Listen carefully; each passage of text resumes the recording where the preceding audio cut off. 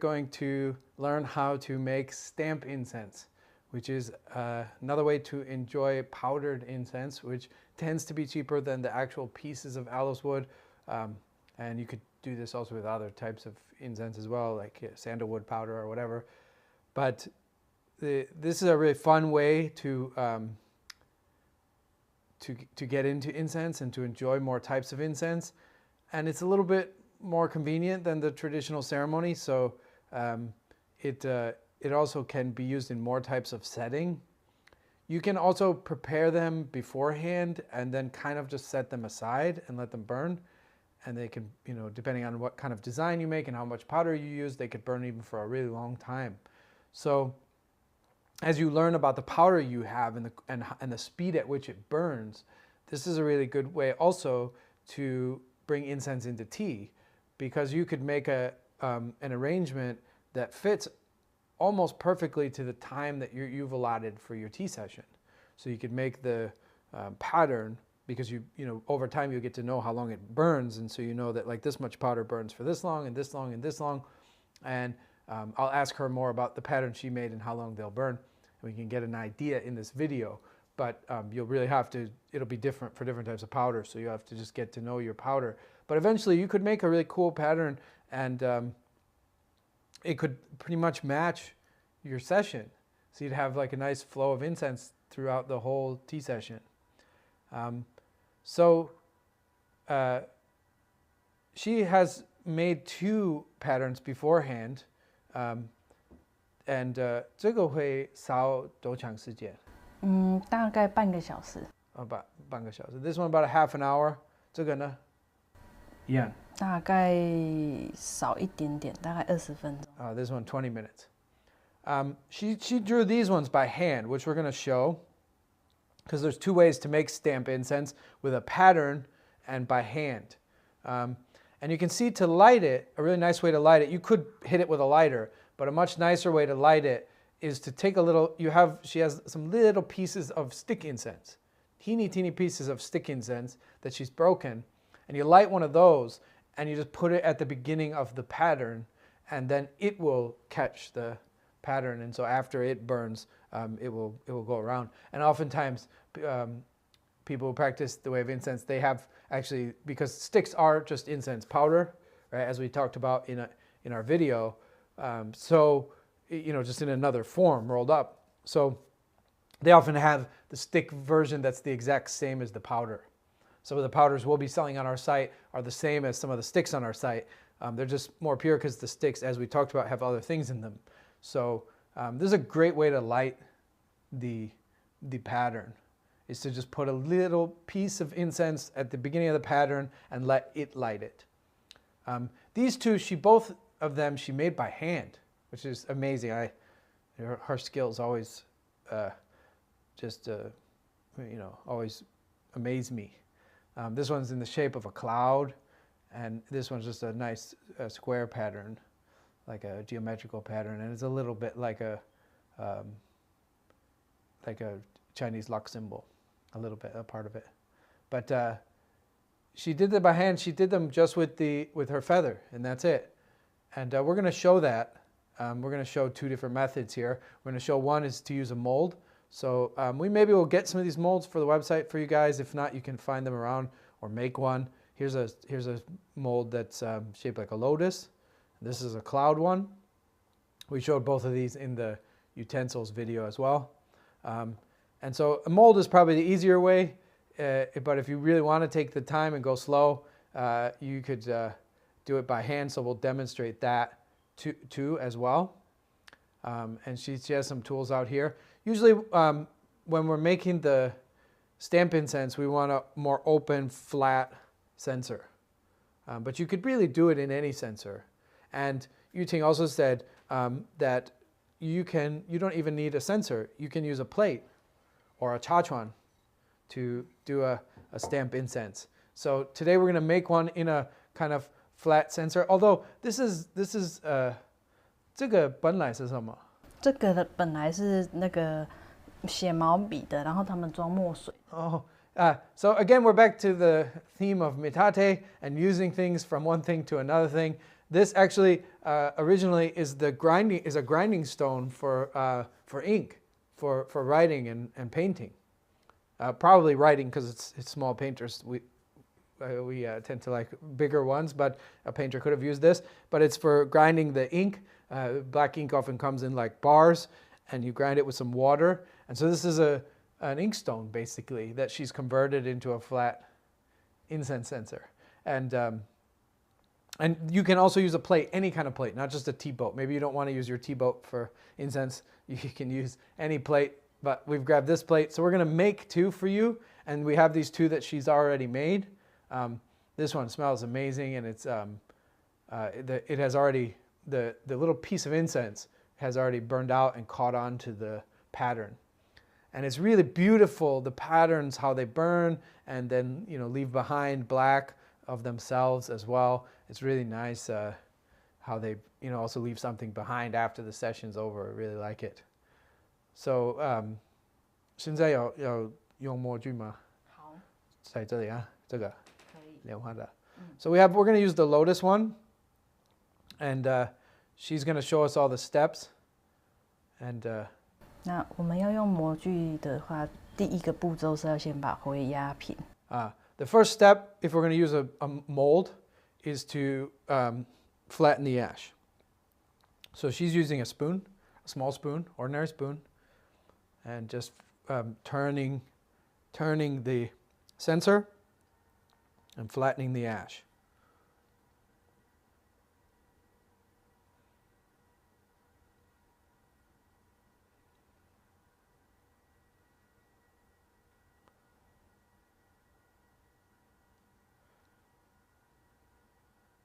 Remember that tool that we had? Also that comes in some sets. I showed it in the tool video for flattening incense, and we talked about that was for stamp incense. That's where that tool would come in. 也有那个工具啊。对，我们那一天介绍日本的道具里面有一个压的。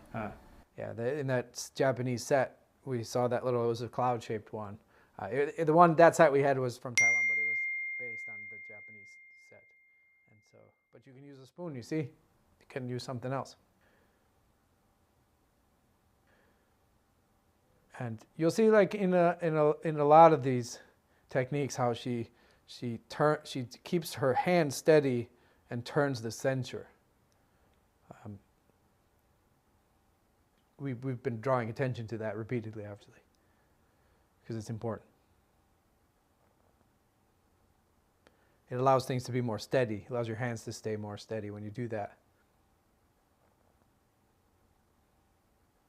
Okay, so it's roughly flat and a little bit compressed.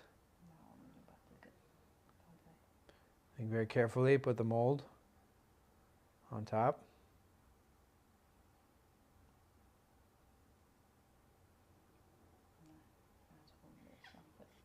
Then we have some incense powder. So I'm going to use the same spoon. You can use the little incense spoon too as well.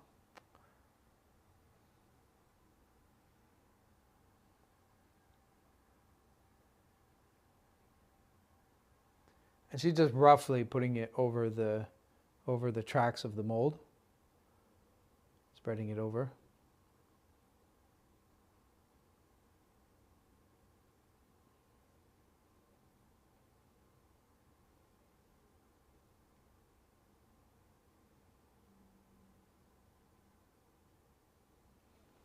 And in the set, remember, there was a little like scraper tool as well that can be used for some of these things. But she tends to use less tools and keep things simple, a lot like we do for tea. See, one of the things that attracts me to her incense teachings. But there are specific tools, little like spatula, scraper things. You can go back and rewatch the utensils video and see that. And she's going to use the feather, get the incense, precious incense off the spoon. Don't waste.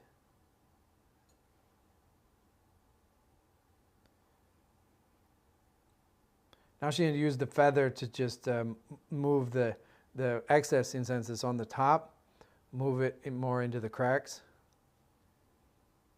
and she's using the end of the feather like pushing down a little bit to compress it into the cracks. So she's like sweeping it over the cracks and then using the end to kind of push it down into there. I'm brushing on it.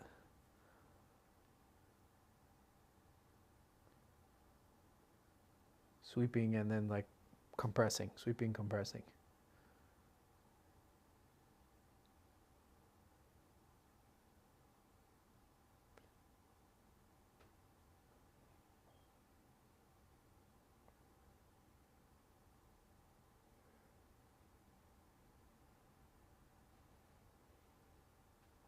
如果你放太多，怎么办？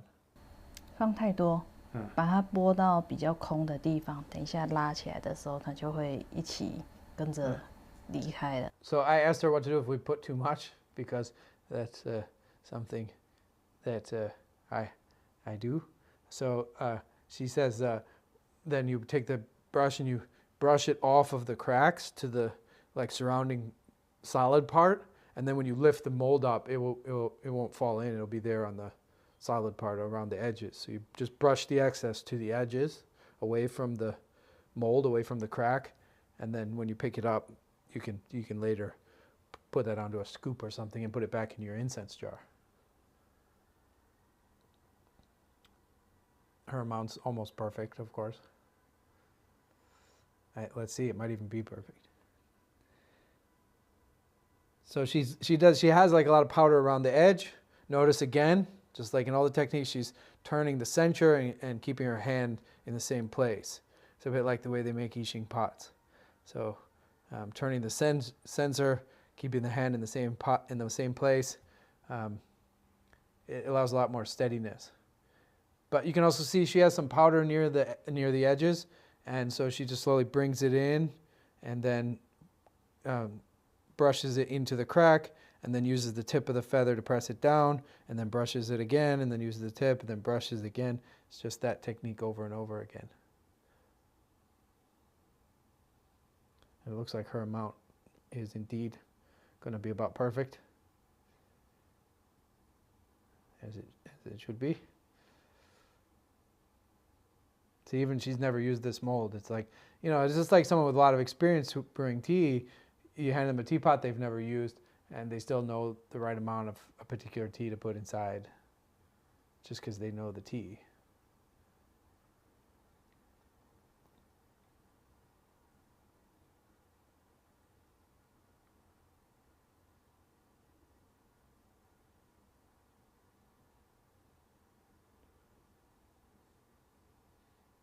Just cleaning off the feather.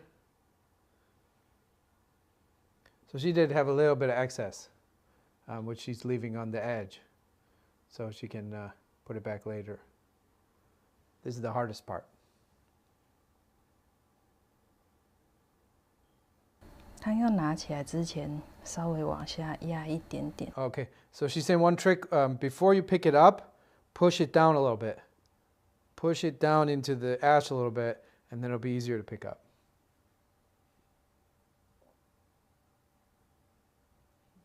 Ooh, yeah. Wow. 这样它比较没有沾到。 Yeah. So it's less falling out if you push down right before you pick up. So push it down and then pick it up like we have the stamp, and we just push a little bit right before you pick it up. If you've done a good job of compressing, then it will be nice. As you can see also, there are two types of stamp incense. One is to do it freehand, right? And one is to do it with a mold. And you can see that when you do it with a mold, it's 3D, it's up. And when you do it by hand, it's down. So like it's like embossing, right? There's an outer and an inner. This is a or like belly buttons. And there's an innie belly button, and this is an outie belly button, right? So this one is it's coming up three-dimensionally. And you can see how this would be a really, really, really great part of a chashi. Like you could have the lotus or any other pattern of mold that you find, and you could have that mold and you could have that symbol somehow connected to the theme of your chashi. So this is a lotus. Maybe you had some lotuses on your chapu, right? Or a lotus little tea plate, and then you can see that your incense has now come into your chashi. It's really nice. Or you just want to enjoy incense, and so this is your day. You make this and then sit and have some time just to light this. And again, you can light this the same way with a little piece of an incense stick, hopefully of the same incense, but at least close. It's only gonna be there at the beginning. So if it's not exactly the same, you can still use it. Now she's gonna show that you can just do this in any plate or even a tea boat. So we're getting some ash into a tea boat to make another stamp. This one she's gonna do by hand. So first thing we need to do is loosen up the ash with the chopsticks.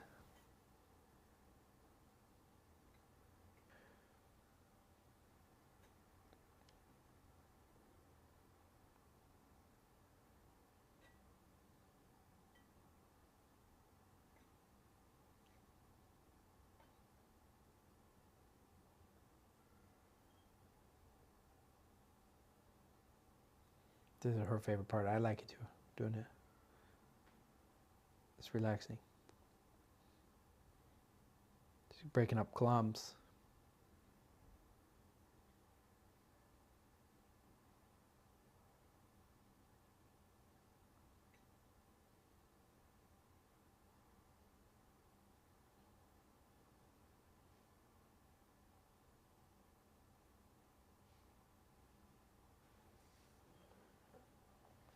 So 几会松松的啊。对，松松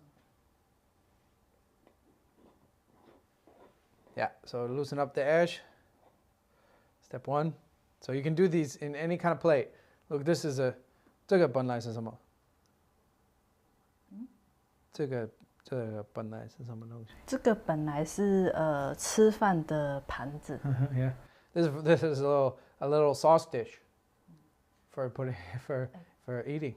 台湾人很喜欢，它中间是有一个大的盘子，是分成4份的，然后这个是旁边的小的，然后瓜子、花生、糖果，然后摆很多很多松子、核桃什么很多的那种。Yeah, this is a part of again this metate. This is a part of a type of dish that's very common here in Taiwan, where you have a center dish that has like some fruit, and then it's surrounded by these little dishes that have like peanuts and pumpkin seeds and sunflower seeds and things, and this whole thing can sit on the table, or candies often, and they sit on the table like when guests come, and just like you have some, and eat some little snacks, finger foods.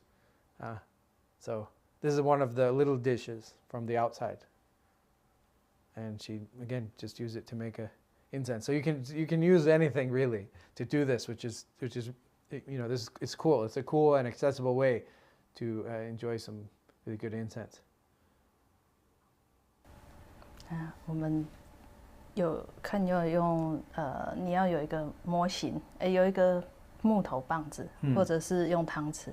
这个是我用汤匙用压的。Okay. So again, you can use a spoon. She has a little tool, little wood tool. This is like the poker that I showed you in the utensils video, but also she uses just the top of it.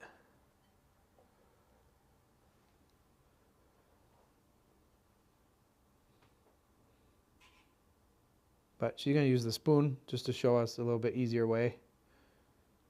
She's making an indentation.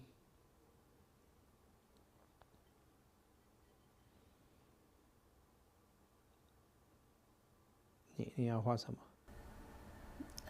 跟刚刚这个是一样，其实它是中国一个符号，是一个纹路。Yeah, is it like a part of a symbol for abundance, for luck, like I said. She's going to do like this one symbol.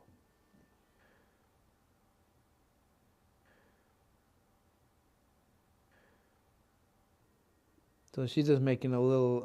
So this is again, the mold makes the outie. This is the ini. Like these two, like the cloud and the abundance symbol. They often do antique characters like this for their patterns, or like antique characters for abundance or luck or longevity, or many of the molds that you can get are in the shape of old characters for luck or longevity, or and that you could also tie that, you could see, into a nice chashi. The cool thing about a plate too is then you can make the bigger, as I said, you could make a bigger pattern and have it go burn for the time amount that you want for a longer time, which is nice.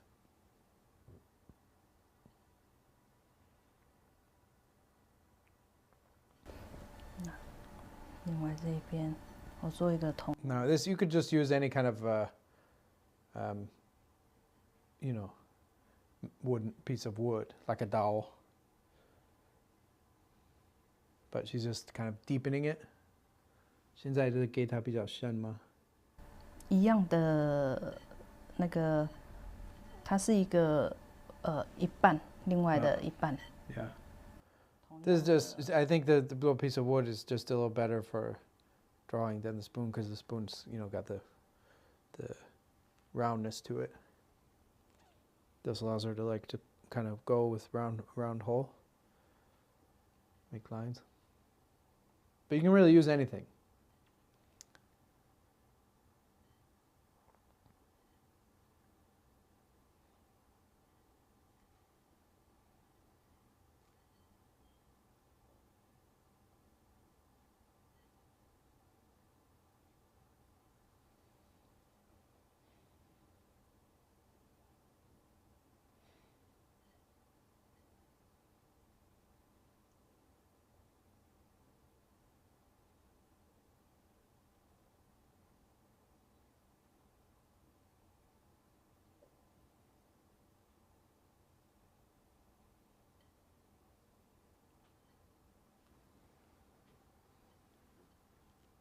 那再来就是把粉加上去。So 这是给我们看，一个是用搪瓷，一个是用那个比较清楚一点啊。对，它会比较深，然后比较，那这个是你如果没有其他道具的时候，你可以用这个。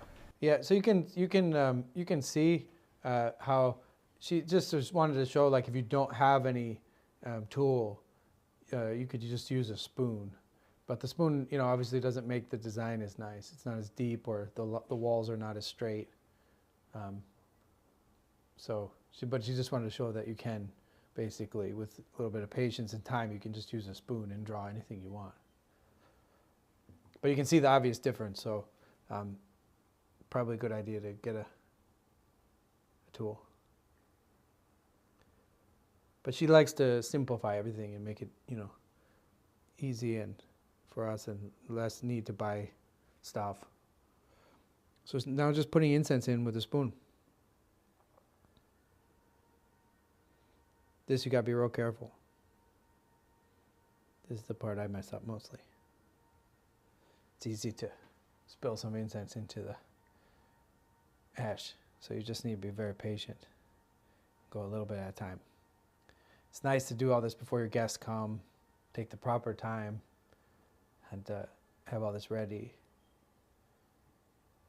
Or if you're alone, then this is a time for, just mindfulness and calming down before you get to enjoy the incense.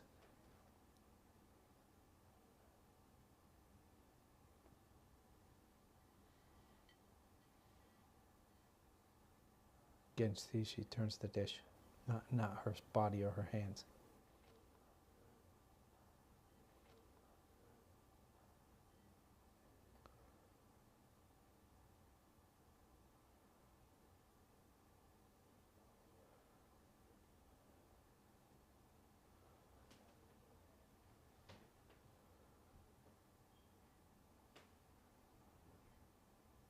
If it sticks to the spoon, you can tap.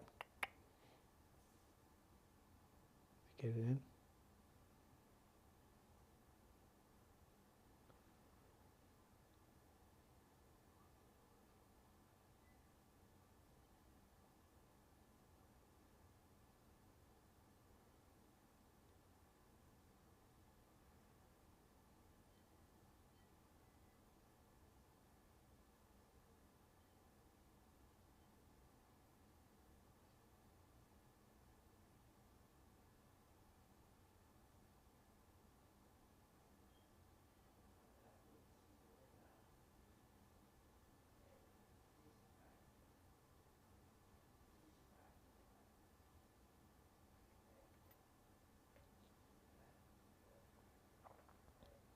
now she's going to use the feather to like straighten it out.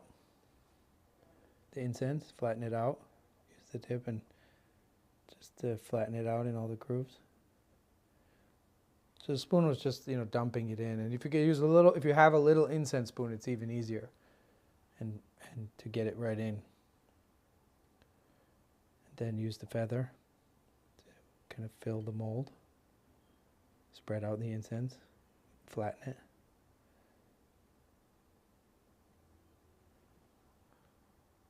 You could also use the other end of your feather. If you have bamboo on your feather, that could be the part that you draw with. And then you spoon in the incense, and then you flip the feather around and do this. So the back of the bamboo of the feather is a good tool for drawing your pattern. That's usually what I use.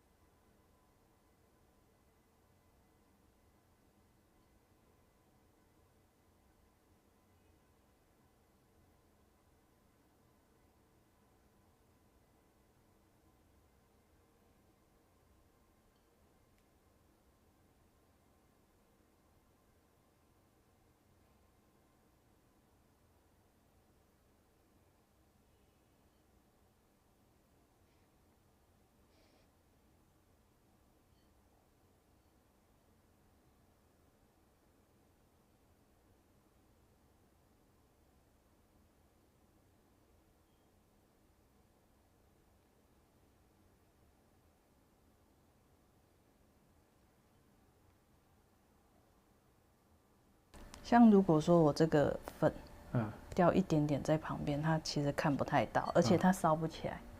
它要够的厚度，它才会烧起来。If a little spills in the ash, it won't burn. And she said it's got to be a lot to be able to see it. 那如果太多，你可以把它用羽毛把它集中。If it's too much and you can see it, 这样看起来会比较。You can cover it over with ash. Use the feather and just scoop some ash on top of it. 把它集中起来。She's using the feather to, so she flattened the top, the surface of the. Now she's like coming in from the edges, to clean the edges of the pattern. 就是轻轻的把它拨干净啊。对，不要让灰太多过去，因为灰太多过去的话，会影响它等一下的燃烧。If too much ash falls into the pattern, it won't burn well. It won't burn. It'll go out. So she's just making sure the ash around the edges is good. So that's a real quick way, right in a plate. Could be used as a spoon. Could use the back of your feather. Even if your feather doesn't have a bamboo, maybe the pointy side of the feather. But usually it's something kind of like this tool, where it's like it's good if it's like, kind of round and flat on this end. But you can also use often the bamboo. If you do put your feather in the bamboo, you could use this. 这个也可以画。可以，跟它的一样意思。Yeah. 对，都。This is just bamboo. The bottom is a little more uneven, and this is nice because it's perfectly round, and so it's and perfectly flat. So it's easy to like just compress little parts and bits, and it's quite nice. Maybe we can light this this one. This one, okay. Yeah, we 点这个. So she got some tweezers, get a little piece of incense, light on. She always has a candle out, right? No lighters. That's what we do in our way. Some people have lighters in their incense when they do it. It's just we use because this one's an Audi. You have to be real careful putting the incense down.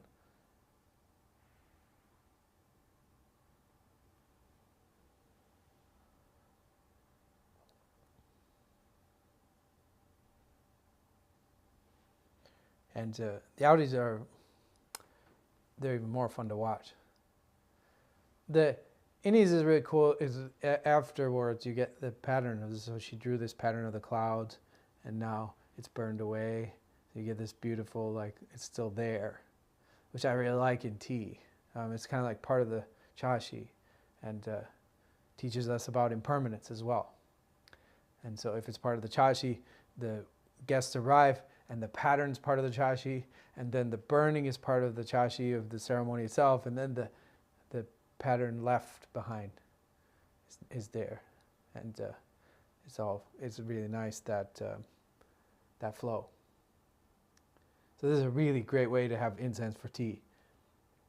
And as we discussed in the incense video, the powder is purer than the sticks, right, which have other ingredients. So this is going to be a better way to enjoy incense than a stick. It's more pure. And in general, you can find better quality powders than you can sticks as well.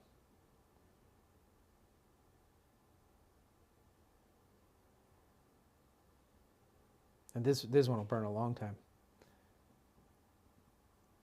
这个大概也要30分吗？因为这个，等一下我调整一下它的火。这个也差不多有30分钟，但是它的火有一点，它没有往它要去的路，它跑到这个小小的边边来。Sometimes it doesn't light properly to guide it, so it doesn't go down the wrong track. Burns right.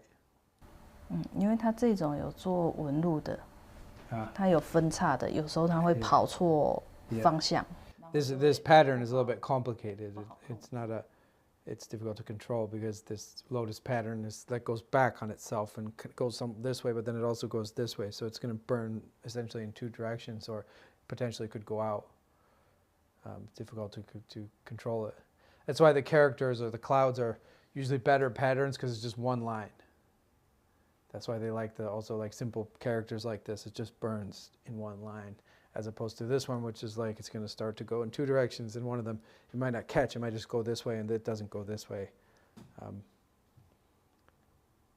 So it's a little bit more complicated. 这个也是差不多30分钟。Yeah, 30 minutes, she says. This one will burn. But I like these the Audi ones because they're so pretty, really, really beautiful. And if you can really spend as much time as you need to make them perfect and as good as you can too. It's really nice. And I could watch that all day. So stamp incense is another kind of easier way to get into the world of fine elswood and to bring more incense into your life and incense ceremony into your life. And it's also a way to bring more incense into your tea sessions as well. For me, this, on most days we probably want to use sticks just because they're more convenient.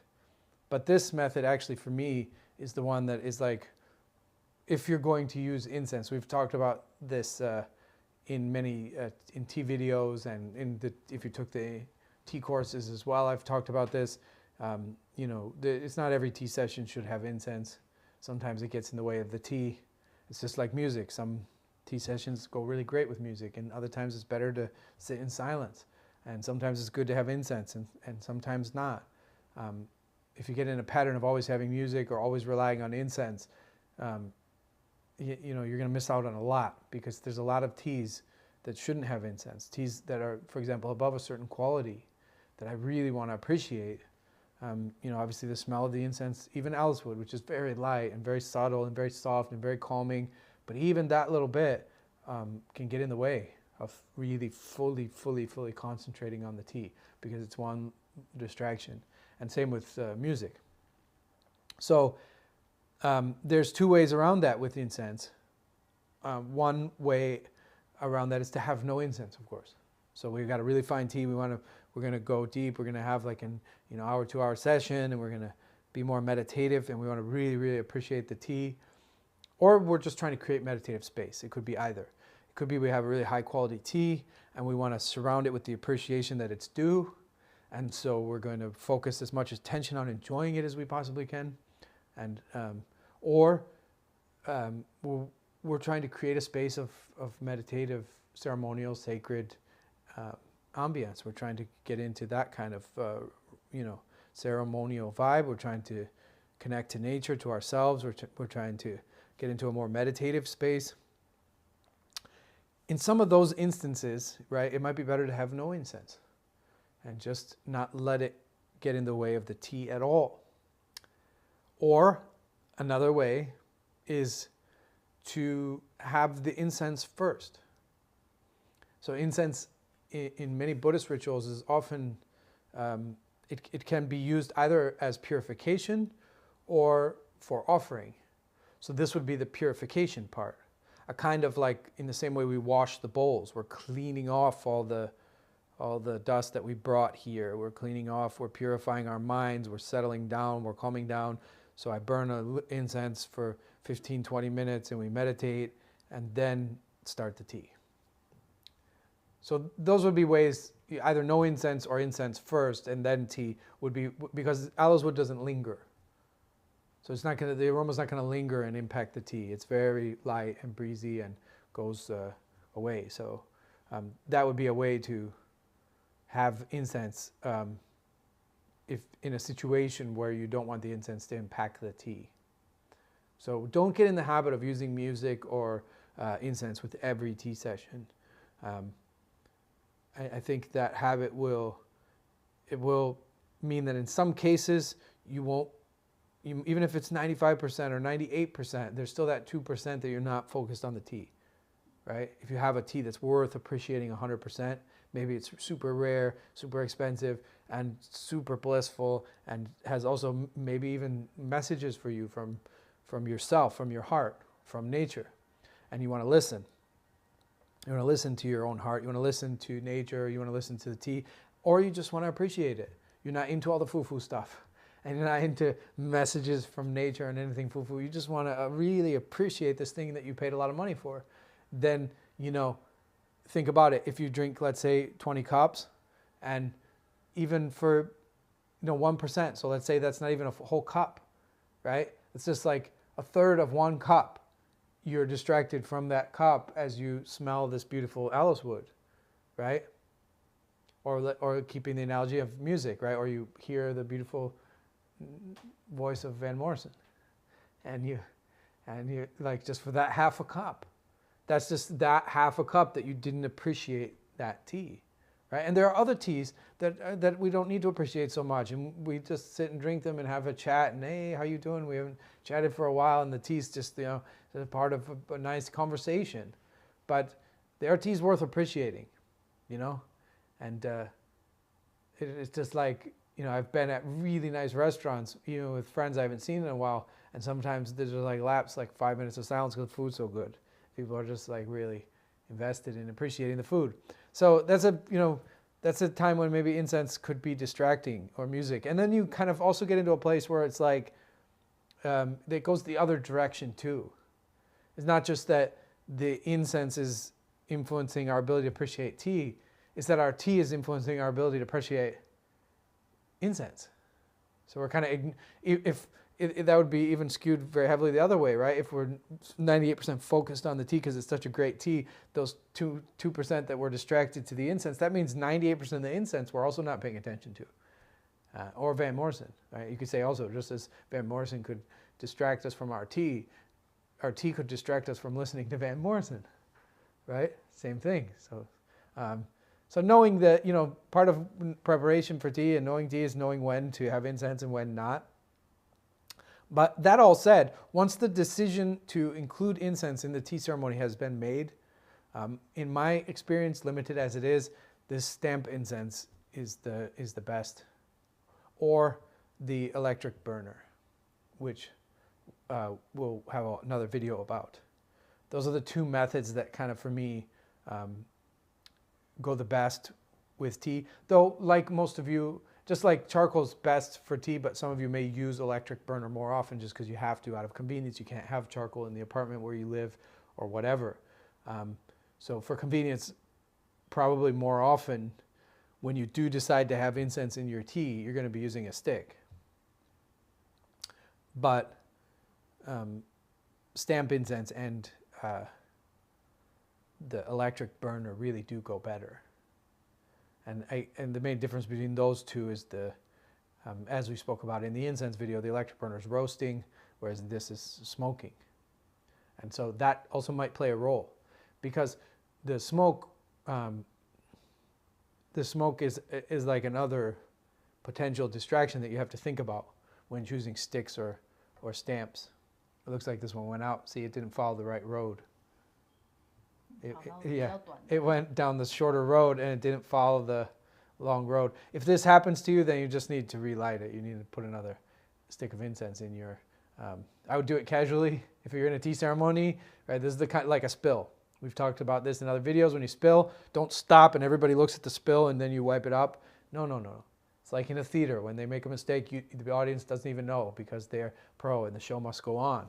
So you wait until your guests have their bowl of tea and they're drinking, and then you just reach over casually and pat the spill and nobody even notices, right? So ignore it until you have a time when everybody's in their bowl, and then you can casually clean it up. Same thing, right? I would hand out my bowls of tea, everybody's drinking their tea, and I would casually put another stick of incense to get it going again if it goes out.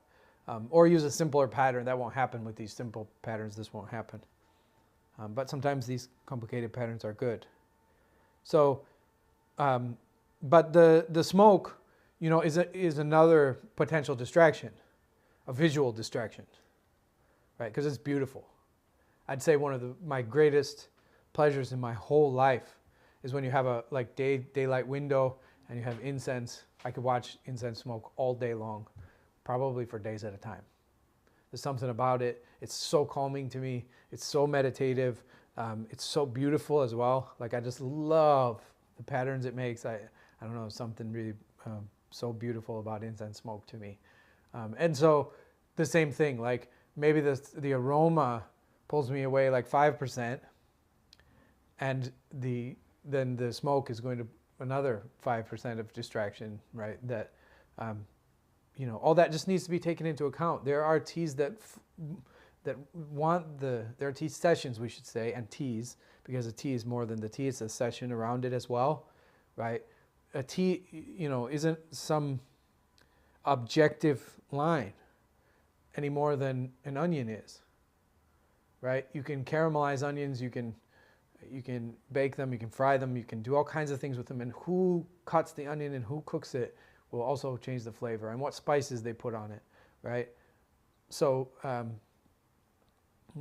each tea session is its own thing. Even if you use the same tea and brew it, right? We know ichigo ichie, icha ihui. If you brew the same tea every day, it's still going to be different. Even the leaves in the same bag are slightly different, and then you're different, and the water that day is different. The temperature can't be the same.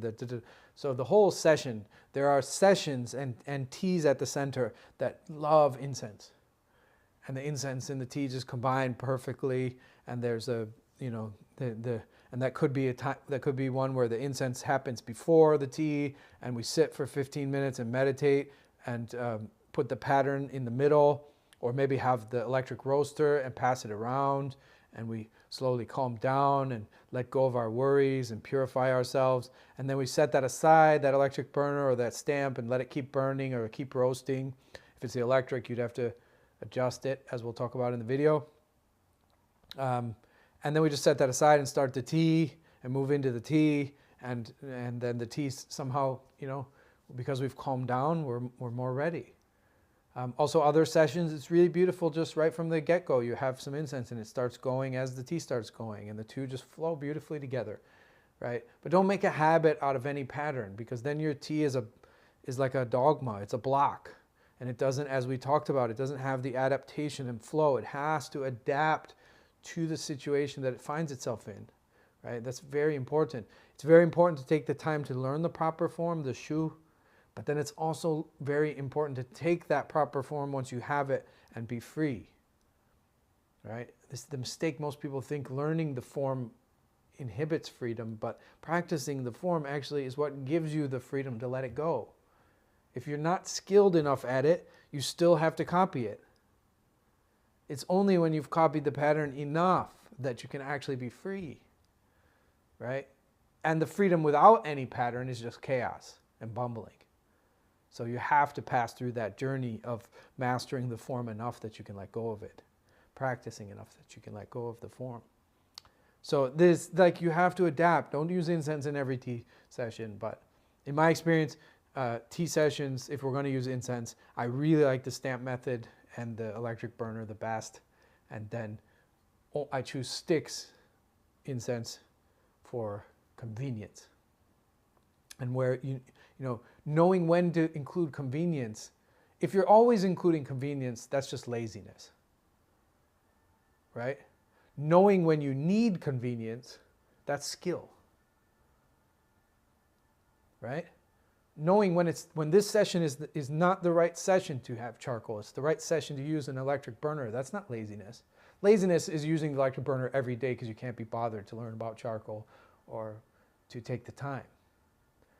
But knowing when to use convenience because this situation calls for it. Maybe you don't have much time. You've just gone to a friend's house and they only have an hour and you're there to, you know, have an hour to drink tea.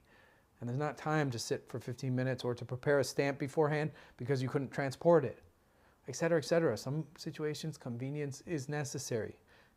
Choosing convenience in those situations is skillful, not lazy. So stamp incense is wonderful. Just to review, there are outies and innies, and you can hand draw them, and you can do them in any plate you want, or you can use a mold and create an outie, right? And the drawing method and the method of using the mold we went over. You just have to practice, practice, practice. And some of your molds won't look good, you know, in the when you make them. I've had that happen. 如果说用这个，然后你拿它是有一点脏脏，就是我也有这个经验，因为我们没有你的技巧，所以就是有时候我拿这个的时候，它没有那么好看，它是会有一点散开。对呀，对。所以刚刚说稍微压一下下，它会挤上来，它会集中，因为它这个膜是斜的，下面比较胖，上面比较细，比较窄。所以你压一下的时候，它会本来那个也是吗？对，那个模具也是。对，这个也是。哦。Okay. Oh, see, she's using a dish to get the excess off. 是下面比较宽一点点，上面比较细，所以你压一下的时候，它会本来这样子，它会集中。所以要用毛压。用这个羽毛压。对，羽毛先把它粉都压很紧。所以用羽毛确定它是很紧。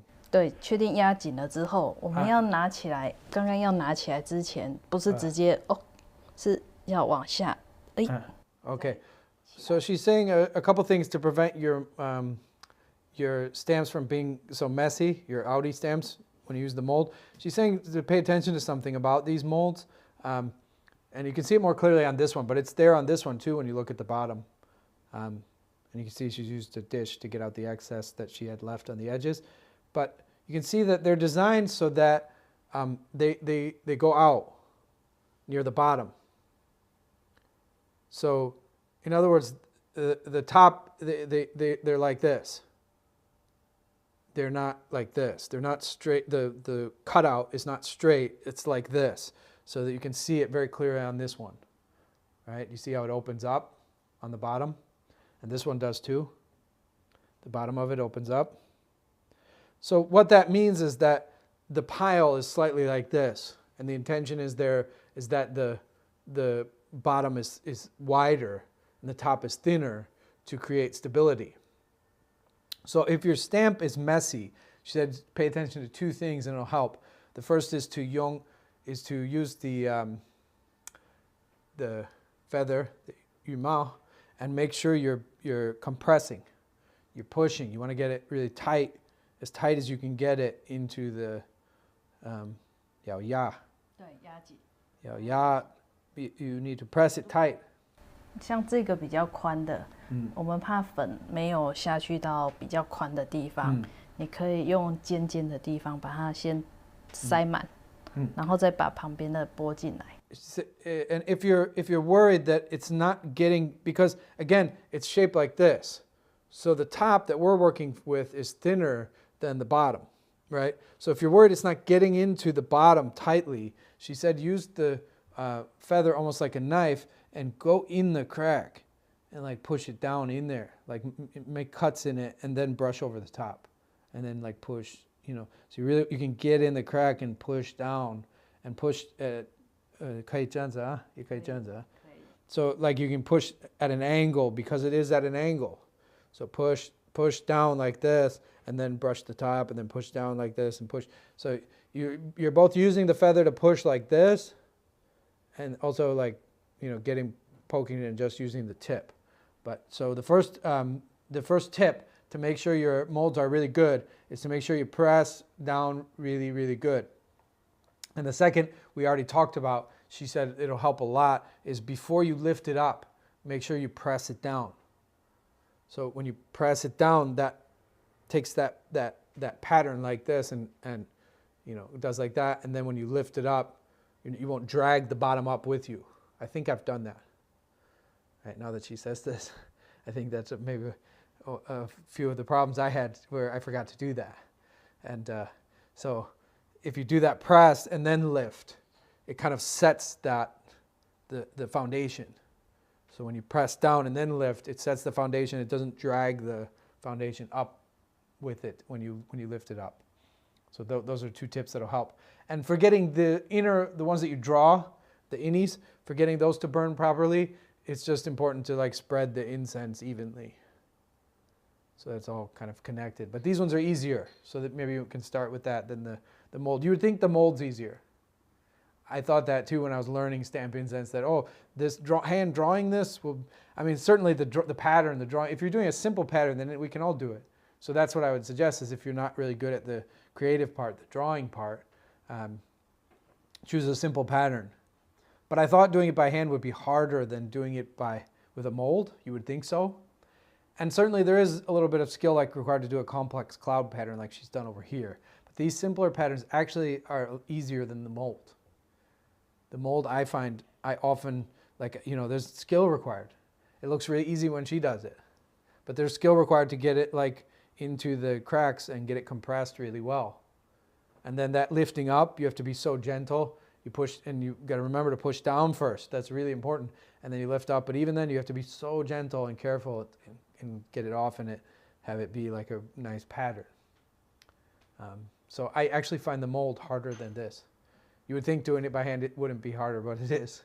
So there's some tips for making your molds turn out better. Just keep practicing, and you know, and you'll get there eventually. And you can start maybe with using any dish and doing the drawing the patterns yourself.